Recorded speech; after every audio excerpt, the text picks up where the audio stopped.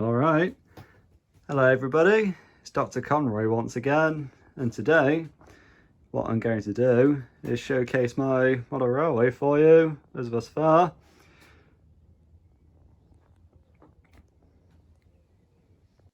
So this model railway is set up in the loft, which, as you can see, it's a bit bugger all to look at, but it's at least perfect for this.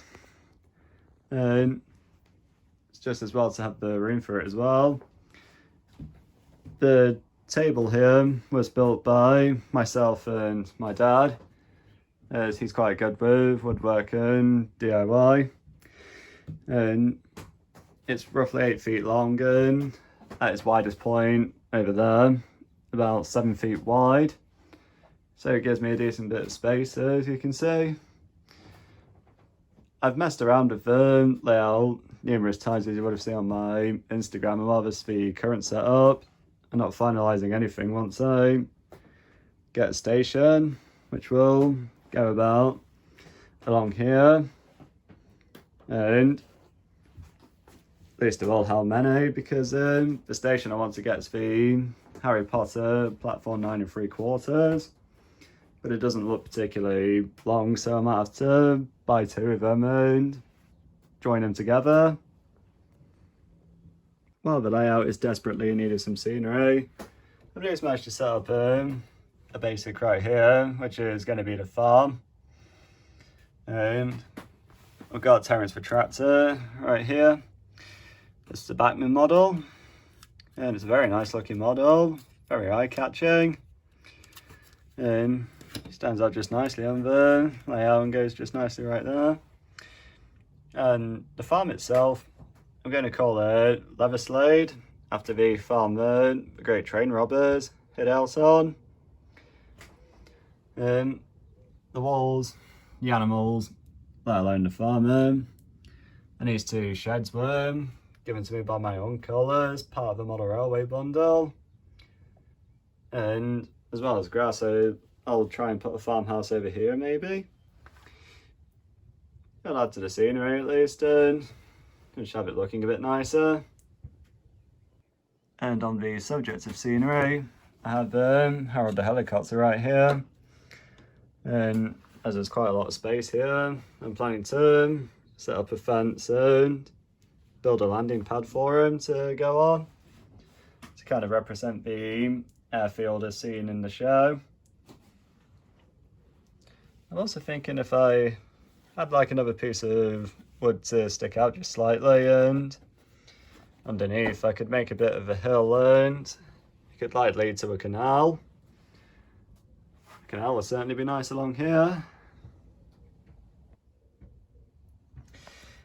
And important as per always, we need a place to put the rolling stock, and that's what these sidings are for. I have quite a few wagons, brake vans, and there's Toad, Annie and Clarabelle, Henrietta, and the red coaches. They're all Batman models as well. And I've got the Hornby Annie and Clarabelle right here. Most if not all of the other rolling stock, also from Hornby, including another brake van, and this coach right here. And with a really long line right here, also to double as a siding, I have quite a few coaches. The rolling stock's especially going to be quite collapsible, and I do love coaches of this design where they're very long and they run on the bogies. I especially love it when there's like lots of them and it looks really long compared to the locomotive itself.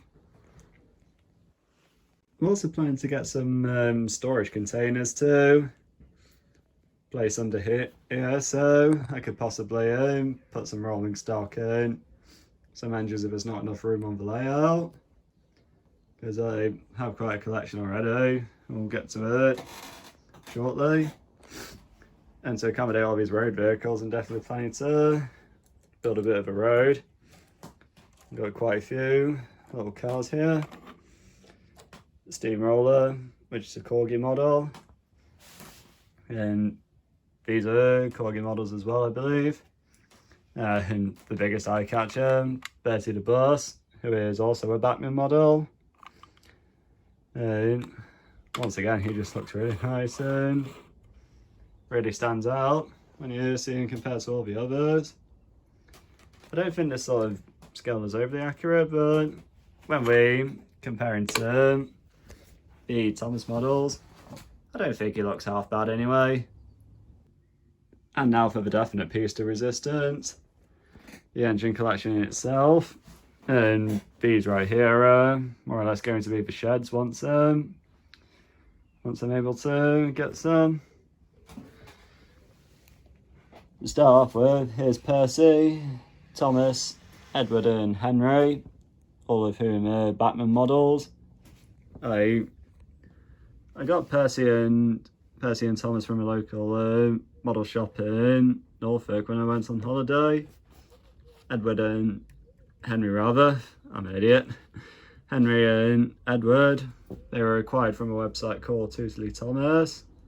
Although I'm from the UK, Totally Thomas allows people from the UK to get these. Coming back here, we have Flying Scotsman. It was a great second-hand deal. And the Hogwarts Express, who was purchased as part of a set, along with the coaches. Here we have Toby, also a Batman model, and he was got from Totally Thomas as well. These two are Hornby models, by the way. And also Hornby, we have Smokey Joe, probably one of the most recognisable at the Hornby range. This one was a result of joining the Collector Club, and I was able to purchase this as it's for club members only. And I just love how it just looks like a four-wheel Thomas. These two, they were the same kind of model, just with different paintwork and detailings, and they were gotten at a lot at an auction. As well as this one right here, who was also part of the auction. There's a vintage shop next to me, and that's where I got this from, which I believe is a J50. And both eBay purchases, we had Thomas and Percy once again, but these ones are the Hornby ones. Percy right there.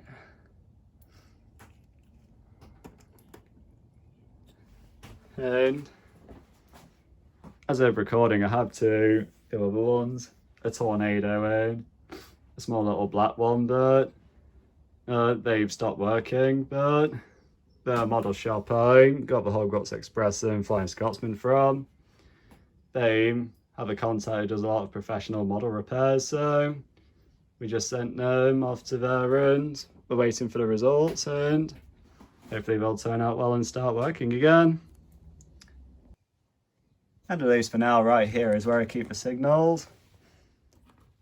Works well enough as there's only two lines, and given they go up instead of down, hopefully Percy will remember to go forwards this time and not backwards, if you Thomas fans know what I mean. And last but not least, this gaps in the table, as the table's so wide and so long, it might be a bit of a pain to sort the locomotives out if they've derailed. So that's just there for the sake of convenience. And over here is where I keep the controllers. This one's a Gauge Master Combi, and this one is a Hornby one. And I'm hoping to get a double, or maybe the quadruple one like Sam's Trains has of these. These are really good. And this one's okay, but you don't get the same level of fineness as you do on these. They're more or less kicking straight away, but here you can get some nice slow speeds here. Whereas on this one you don't really get that. But these are more or less top of the range if you want controllers, especially if yours is a DC layout like mine. This is the way to go.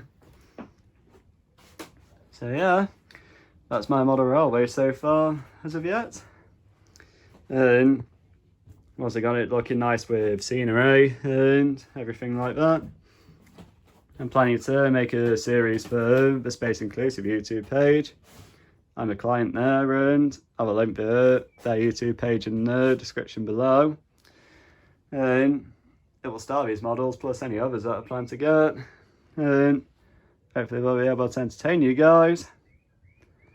But in the meantime, after I sign off, feel free to enjoy a montage of the engines running to some appropriate music and with added sound effects with the world of movie magic, if you will. Yeah, hopefully you guys will enjoy that one, and hopefully you've enjoyed seeing the layouts to yet, even if the scenery leaves a bit to be desired, but we'll fix that. So that's that one, guys. As I say, enjoy seeing a little montage of the engines running around to music and sound effects. And until next time, this is Dr. Conroy signing out.